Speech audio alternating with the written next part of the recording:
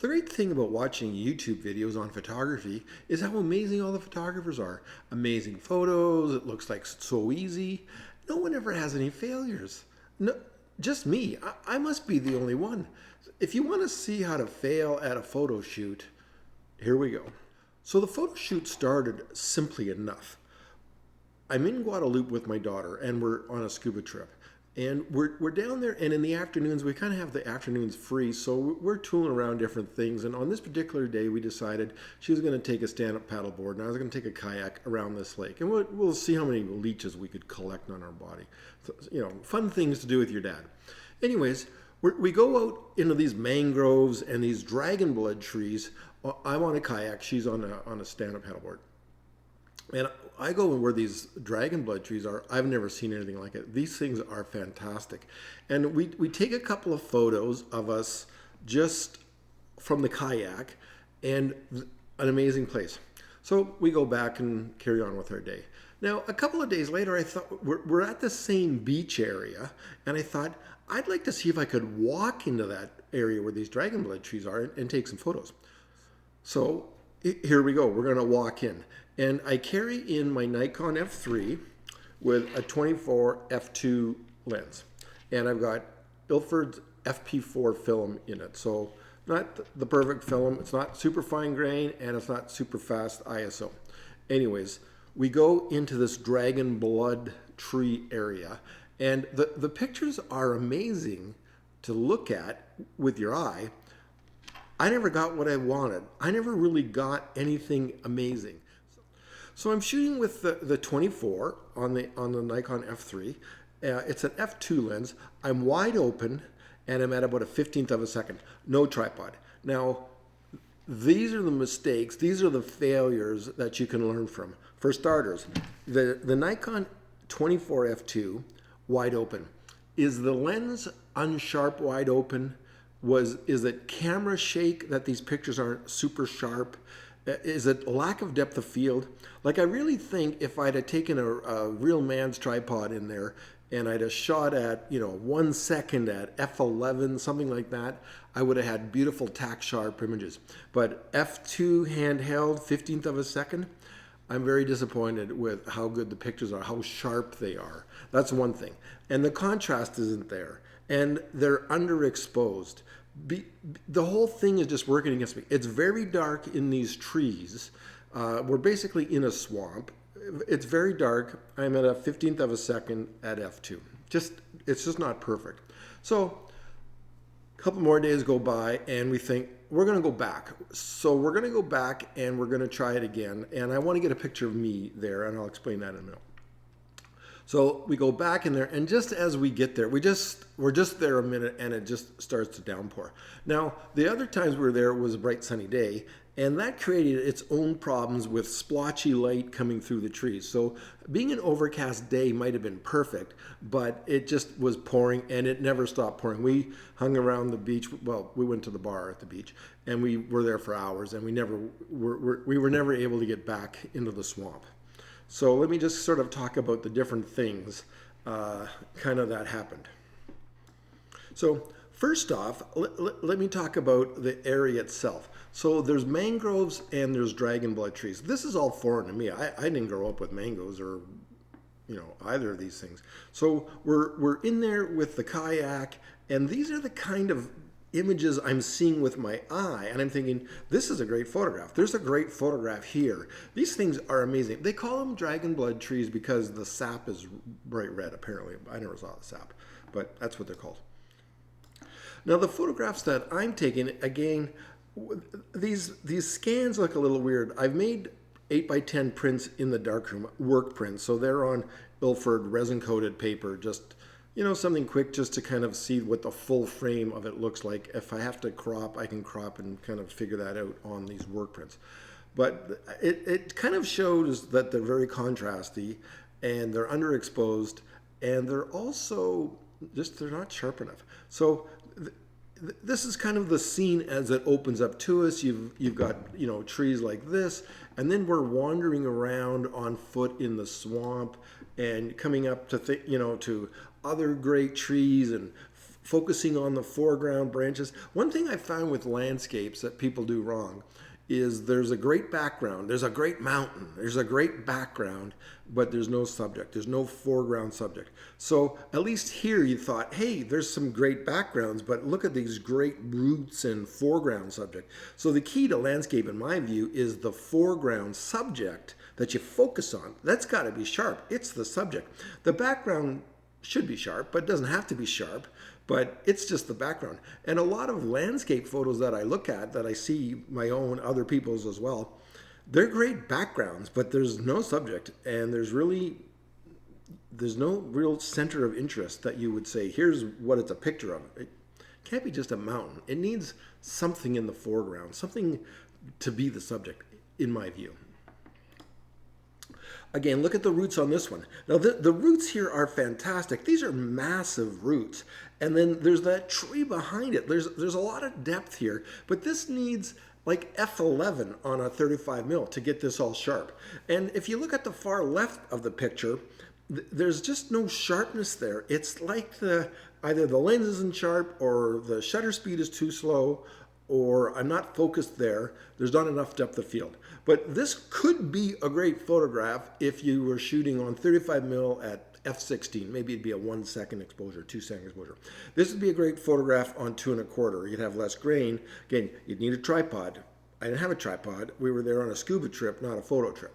But this would be a great photo if it was better done than I was able to do. See, that's one of the great fails. You fail, you learn, you repeat.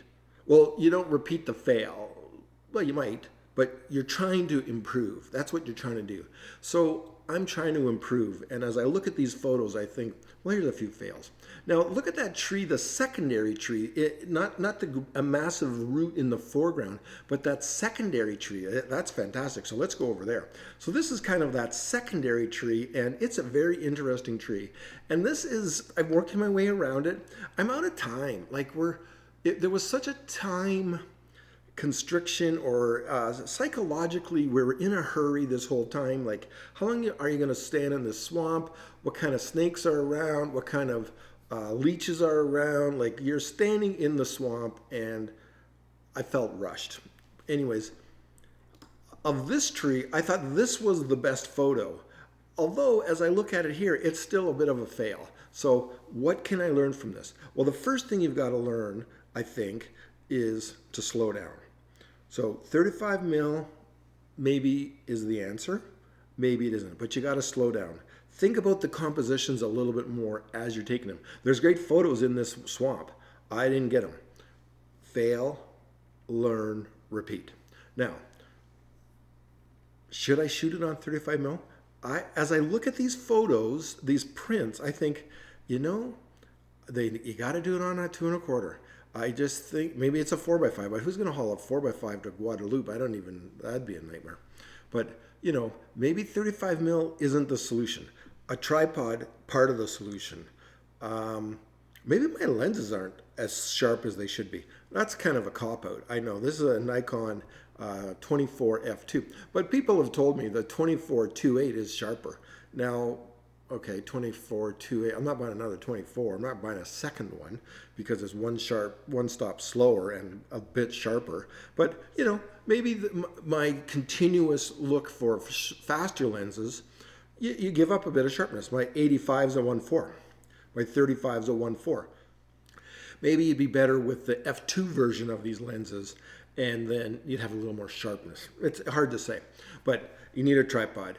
Maybe it's 2 1/4. Maybe you need sharper lenses. Maybe you need to get more exposure. Maybe you need a better film.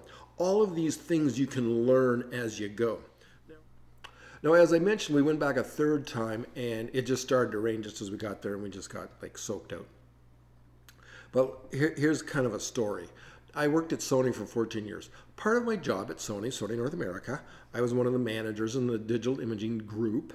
And in Canada, I was heavily involved with working with professional photographers. My group that I managed just worked with professional photographers. CBC, network guys on video, people making movies, and still photographers. That was what my group did. So people would come to us, and maybe we would be not sponsor them, but in a relationship. They're using our gear. We're giving them some good deals on gear. We're loaning them gear for a long time that they didn't have to buy. So we have a working relationship with these photographers that are switched to Sony. Okay, that's great.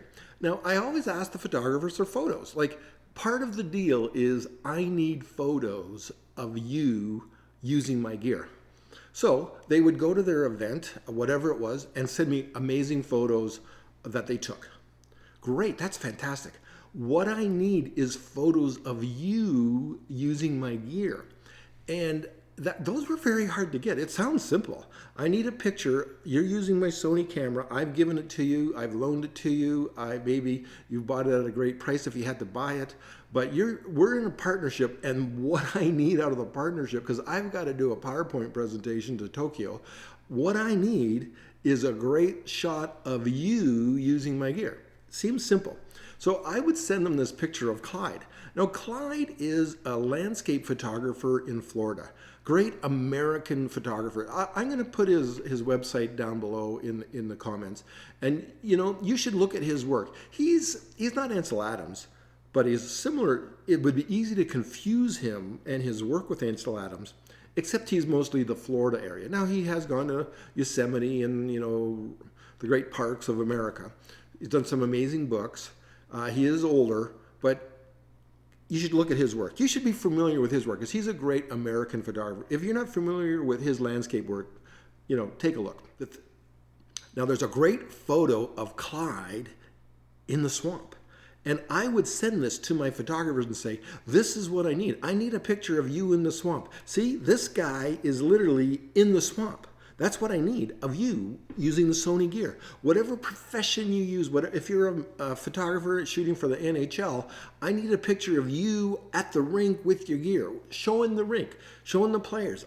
That's part of what I need. That was always very hard to get.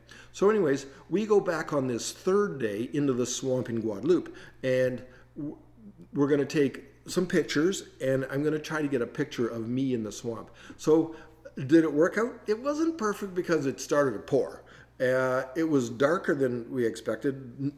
No tripod. I needed a tripod to take the swamp pictures, but my daughter needed a tripod to take the pictures of me standing in the swamp. But you kind of get the idea. These are me in the swamp, and it's kind of like a tribute to Clyde and his great picture of him in the swamp. Anyways, we're having fun.